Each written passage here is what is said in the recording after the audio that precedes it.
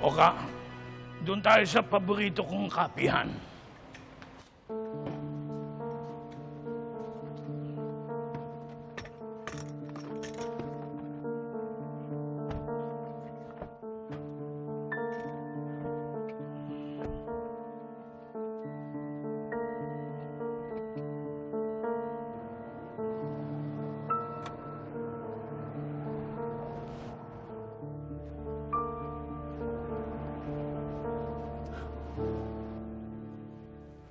Si Tandang Pepe yun ah.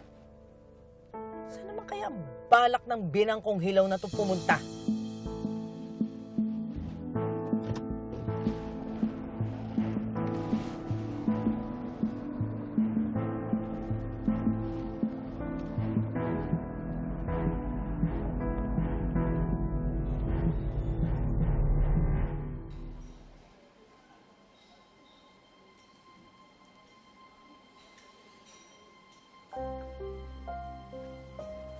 Sir Pepe, magandang araw po. Salamat. Umupo ka, Kenito. Tea, sir.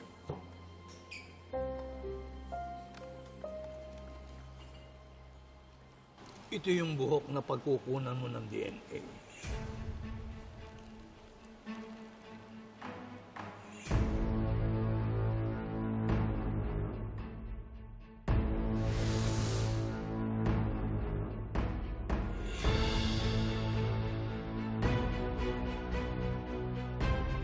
O, sige.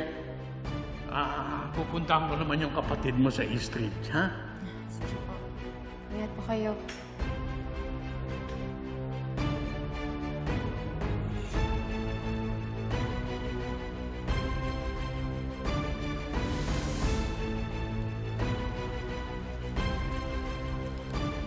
Dito naman sa cup na ito, diyan mo makukuha yung isa pang sample.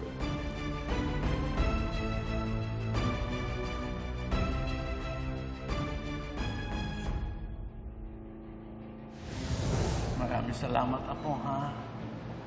At mamimiss kita.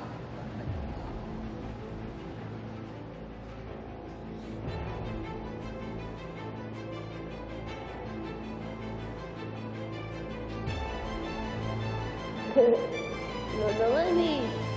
Napaiyak niyo po ako eh. O sige, babay na. Doc Annalyn, sorry po pero kailangan na po kayo sa ER. Ay, okay, sige, wait lang. Ako na. Sige po, no. Tatapon niya. Sige. Ito po May miss po kita, Lo. I love you. Sige po. Ano po ako?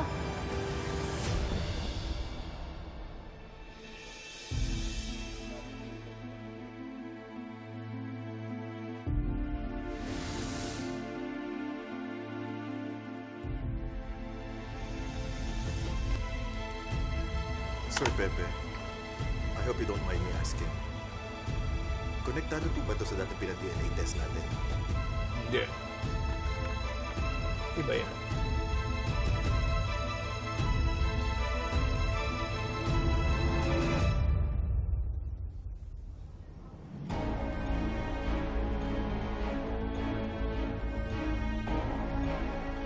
Hi, Dad.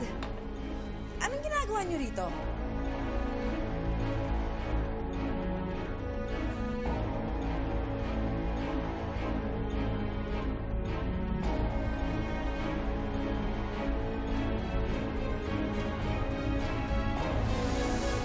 Muna ka na. Excuse me, sir. Ano naman pakialam mo? Favorite restaurant ko ito. Ikaw, bakit ka nandito?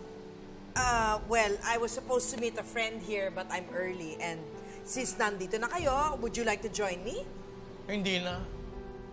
Nawalan na ako ng gana nang makita kita.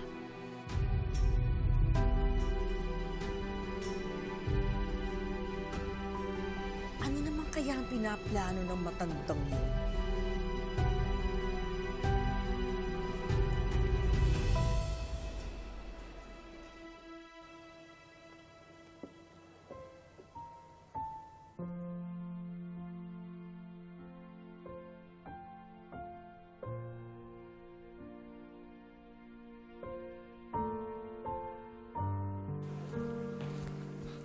yan na ba yung mga gamit ni Annalyn?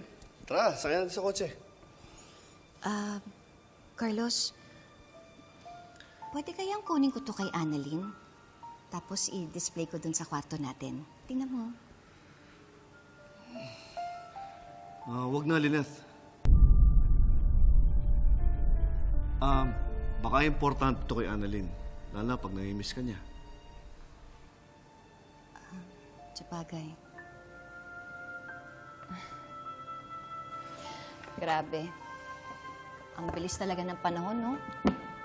Parang kailan lang, baby pa siya, kinakarag-karag ko lang, tapos ngayon, hindi na kami magkasama sa bahay. Lynette, gusto mo bang magka-baby ulit? Carlos, ano ba yung pinagsasabi mo? Matanda na ako. Ano ka ba? Lynette, ano ka ba? Hindi pa tayo ganun katanda. Pwede pa tayo magka-baby. Gusto mo, ihatid natin tong gamit ni Annalyn. Tapos bumalik tayo agad dito para alam mo na. Alam mo, ikaw talaga puro kabiro. Hindi ako nagbibiro. Gusto mo, ngayon na. Bago natin ihatid yung gamit ni Annalyn. Alam mo, ikaw puro kabiro. Alam mo, mabuti pa, ihatid na natin to kay Annalyn. Ikaw kung ano nung sinasabi mo dyan. Halika na.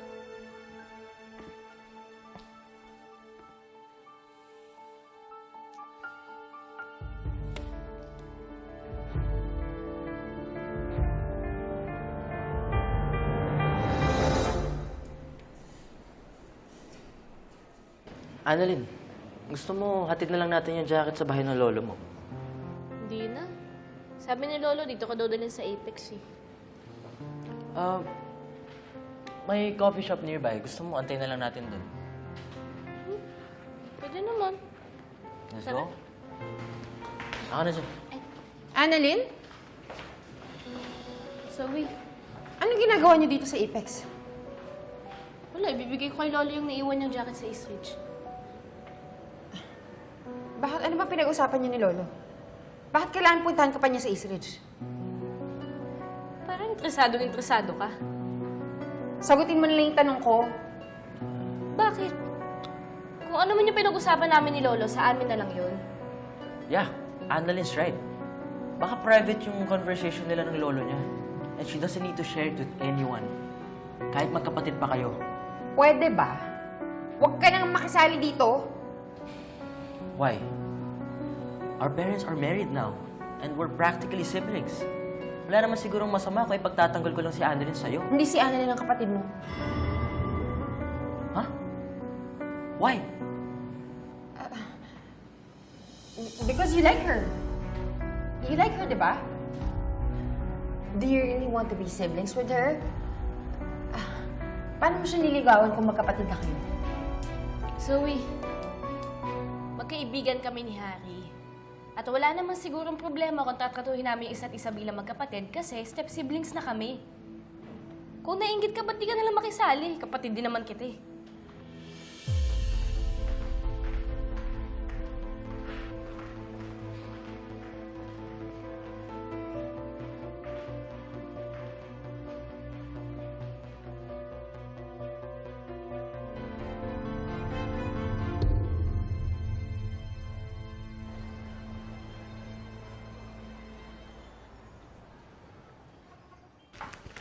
Hi, Nak! Nakali ka na, Nak. Kakain na tayo. Ay, sige po, Ninang. Thank you po ah.